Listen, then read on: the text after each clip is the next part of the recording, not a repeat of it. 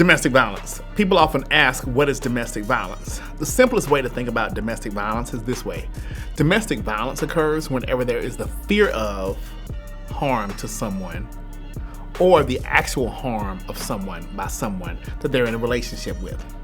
So domestic violence petitions are considered between spouses and people who have relationships, legally or non-legally recognized relationships. And domestic violence can be intimidating someone continuously and you've been told to stop.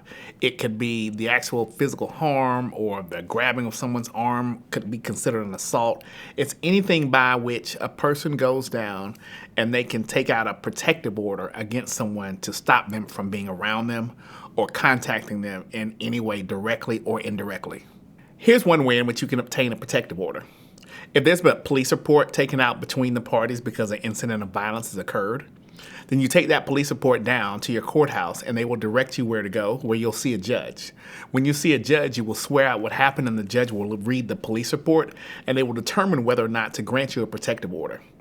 If granted, a protective order will say that that person who harmed you, based on a judge's findings that that person harmed you or could harm you some more, should not be able to come around you. What will happen is that that order will be signed by a judge and it will say what the parties can't do, particularly the person that's been restrained, which is why it's a restraining order, from doing.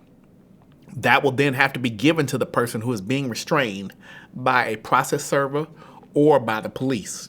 Once that person has that document in hand, it tells them that they can't be around the person that they've harmed based on a judge having found that. So what happens when you're served with a protective order? When you're served with a protective order, take it and read it. It will tell you what you cannot do, and it will tell you what your rights are as it relates to getting the protective order dealt with in the court system, and also how you interact with the party that has a protective order now against you. Please make sure that you abide by the protective order. If not, there will be stiffer penalties for violating the protective order. So make sure if you get a protective order, you read it and have an understanding of it, and also know how it affects your rights. Violations of protective orders are taken very seriously by judges in Georgia. If you violate a protective order, you can be subject to jail time for violating a protective order. And if you're placed in jail for violating a protective order, it could be that you stay in jail until the judge puts you on their calendar. You don't have an immediate right to go before a judge once you violate a protective order. If you violate a protective order, it could be a felony. It could be aggravated stalking for violating a protective order, or it could be a misdemeanor. So you could be charged criminally for violating a protective order at a misdemeanor or a felony level. Either one of those would be on your criminal history, meaning that you would have a criminal record for violating a protective order. So it's not advisable to violate a protective order because they have serious consequences.